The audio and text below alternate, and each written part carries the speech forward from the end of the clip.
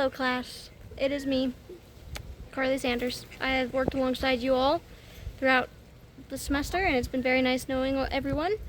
I'm going to talk about chicken domestication today, which is no surprise because chickens and a few ducks. Alright, let's get started. Number 1, when did we domesticate chickens? I'll give you guys a few guesses because it's not what I thought. So experts agree that we started domesticating chickens around 7,000 to 10,000 years ago, mostly in Asia. Chickens came from something called a Asian red jungle fowl, which I had never heard of before I started doing my research.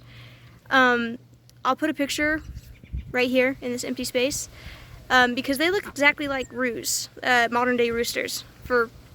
They just do. They look like chickens already. I went ahead and dug a little deeper than that and learned that not only did they come from red jungle fowl, but there is evidence that they actually came from gray jungle fowl as well, because red jungle fowl do not have the traits for yellow skin or the traits for what's called a shank. A shank is not a spur. It is the lower part of the leg. Once again, I'm going to put a picture there. So around 7,000 to 10,000 years ago, people were domesticating chickens. And at first, I think everyone thinks that chickens were domesticated for their eggs or for their meat. But from what I learned, chickens were actually domesticated for cockfighting, believe it or not. So they weren't domesticated for food, they were domesticated for entertainment. In 1874, the first Book of Excellence was released, which, if you don't know what that is, it is a breeding standard for chicken breeds, for show breeds, for having beautiful, perfect chickens. People normally tend to follow it if they're going to put their chickens in like the state fair, or if they're going to go to nationals and show off their beautifully bred chicken. I'll go ahead and put a picture there too, because I didn't know what it was, so I don't know if you guys are going to know what it is. So in 1874, that's the first time we see actual chicken breeds emerging. So things like the Rhode Island Red, the Bielefeld, all of these big chicken breeds that, I mean, were just chickens that people had. They didn't really have a name. For example, we have a Rhode Island Red here. That right there, that brown chicken, her name is Nala. She is a Rhode Island Red. Sorry, this duck is biting me because he needs the attention. Look at that. He needs the attention. Ow! So with chicken breeds first starting to emerge, there was a bit of a question as to how to keep like the lineage pure. So breed Rhode Island Reds with Rhode Island Reds, breed Polish chickens with Polish chickens, and make sure that everything stayed perfect for a standard of excellence. So, looking right here, Nala, this Rhode Island Red, would have been bred with another Rhode Island Red until they got the perfect straight comb, which if you don't know what that is, that's her comb on top of her head. It's called a straight comb because it's so big. So Rhode Island Reds are supposed to have big straight combs, and in the Standards of Excellence book, they will tell you exactly how many bumps they're supposed to have, how red they're supposed to be, and where on the chicken's head it should be placed. Very demanding. So you really only follow the Standard of Excellence if you're looking to perfect your chickens. So I don't believe, personally, that ancient people 7,000 to 10,000 years ago were breeding chickens to be perfect. They were breeding chickens to be fighters. They wanted the biggest chickens with the biggest spurs. They wanted to go cockfight, and they wanted to go get in these big old rings. It was the only entertainment they had, which, at the same time, yes, cockfighting is horrible, but if you're a man or woman 7,000 years ago, 7,000 to 10,000 years ago, and you had nothing else to do, I mean, I wouldn't put it off the list of things to get done. So I don't believe that they were breeding these chickens to be beautiful chickens, which is probably why over there is so massive in comparison to other chickens. She is what is called a heritage breed because she is the closest to she's one of the closest breeds to a red jungle fowl. but she is huge. And if you look at the other heritage breed, Brahma, for example, Brahmas are big too. We used to own one here, and it was actually bigger than Nala was. And she was fierce, and she was a protector, and she was at the top of the pecking order.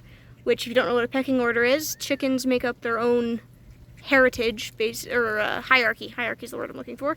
They make up their own hierarchy of the toughest chickens on top and the weakest chickens on bottom. So the toughest chickens get the best food, they get the best scratch, they get the best sleeping place, and is currently the top of the pecking order. So she gets the best of the best because she is the toughest. So, a lot to what the ancient people were doing 7,000 to 10,000 years ago, breeding these tough chickens with fierce protective qualities, so that way they could fight them. But in reality, they were making a pecking order. So these chicken breeds that they were making back then grew up into these heritage breeds that are now the toughest, strongest chickens to have. And on the other hand, what we have done in chicken domestication recently is we leave pointless species or breeds like this. That's Mary Catherine Gallagher. And as you can tell, that she has no natural survival instincts because she can't see anything. Literally can't see anything. Just reach down and grab her and touch her. No survival instincts. Well, these ones, they run from me. They won't let me touch them. She doesn't care because she can't see you. Crippled the strong chickens that the ancient people started breeding because we wanted funny looking chickens. We wanted chickens with little poofs on their heads. We wanted chickens that walked funny. We wanted chickens that squawked funny. We didn't want these classic, strong, buff fighters, top pecking order chickens.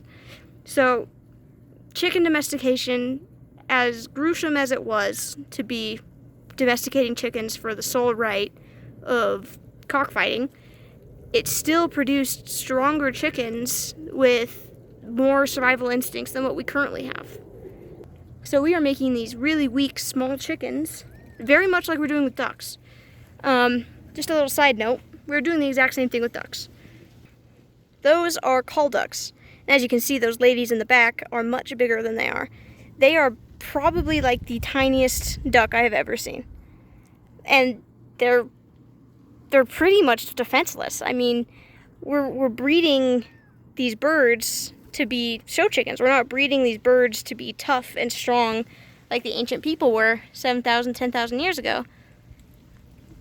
And of interest is the fact that chicken genetics were actually the idea behind the Punnett square, which I'm sure everybody has used just in case. Picture up there. But a man named R.J. Punnett, I believe, or R.B. Punnett, I can't remember. I will also look that up and correct it. He created the Punnett square based off of chicken genetics because we were so focused on making all these different breeds based off of these really strong red jungle fowls and gray jungle fowls. They're a mix.